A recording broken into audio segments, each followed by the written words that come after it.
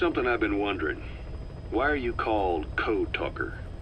During World War II, the U.S. military used the languages of different tribes, including the Navajo, as codes, right? I know the term Code Talker was used to mean people sent to the battlefield to speak in those codes. Were you one of them? Our mother tongue was indeed used for war. But I did not go. I was already over the conscription age. However, I was made to help craft the codes that were spoken. So in a wider sense, you could call me a code talker for that. Navajo is a complex language, and virtually no one outside the US speaks it. They must have thought it was the perfect language to use as a code. Yeah, in the end, the Japanese never cracked it. The cipher is king in information warfare.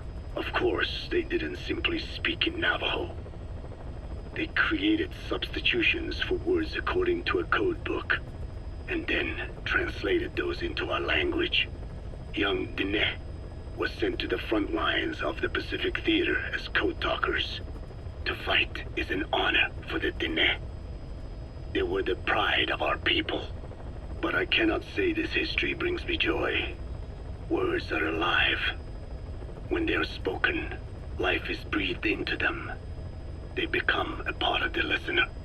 Our words were transformed into lifeless ciphers and used for war.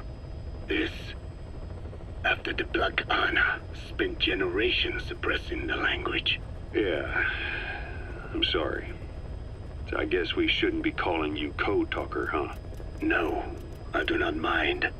The reason Skullface called me Code Talker was because I also am responsible for coding language into the vocal cord parasites. I am the same as those young warriors, used for a cipher's sake. I must never forget that. The name, Code Talker, is a lesson carved into my being.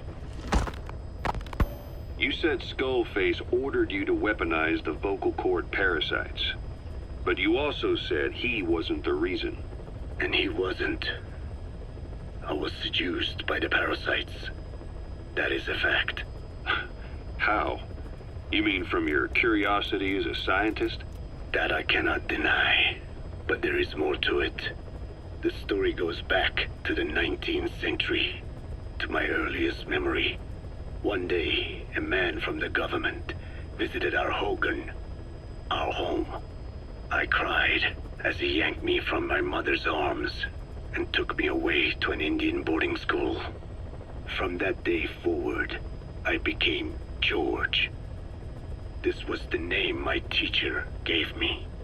I was forced to give up my Diné name, forbidden from speaking anything but English. If we dared utter a word of filthy Navajo, the teacher made us eat a bar of soap.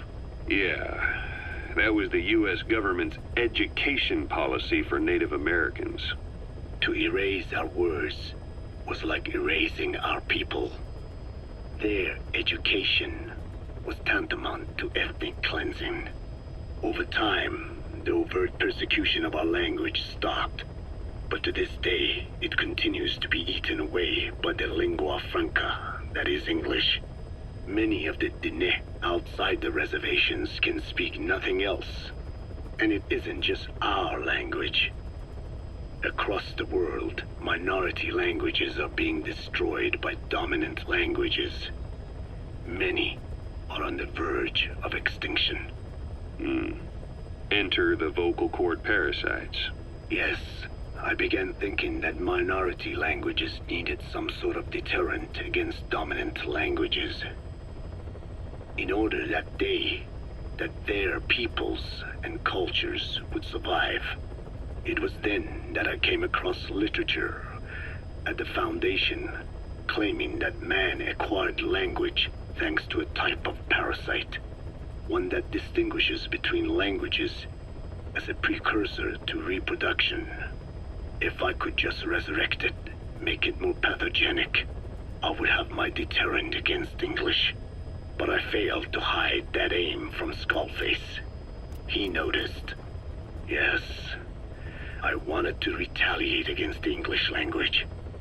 though never did I intend to actually use it as he planned. You know how the story ends. I was forced to study how to make the parasites compatible with all the world's languages. All but English. However, he in fact secretly isolated an English strain. I will not be held prisoner by the man's phantom. The English strain must not be allowed to exist either.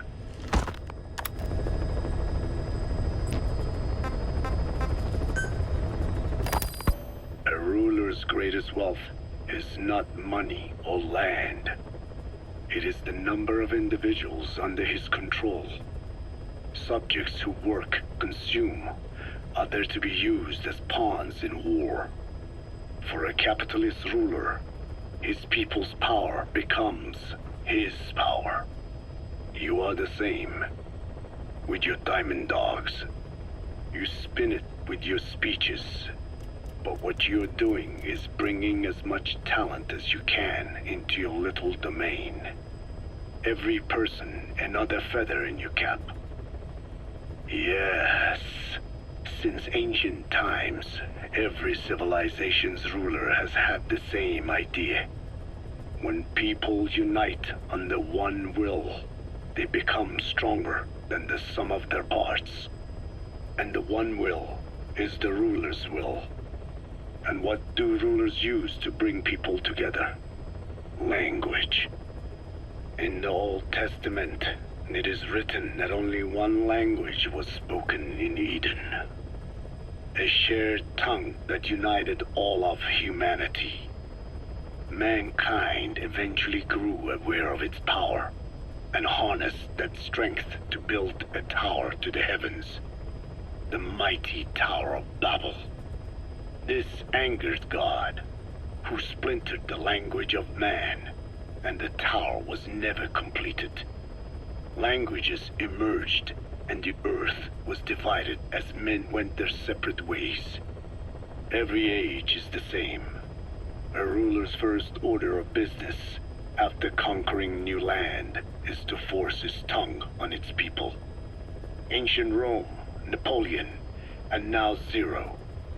English is wreaking havoc around the world right now. The British Empire tilled the land with war as its hoe, then began planting the seed that is English. Eventually, American capitalism became the new instrument. To play its game of wealth, you only had to abide by one rule: English. By exploiting people's desires, English has become a leash that people gladly wear around their necks, it would seem.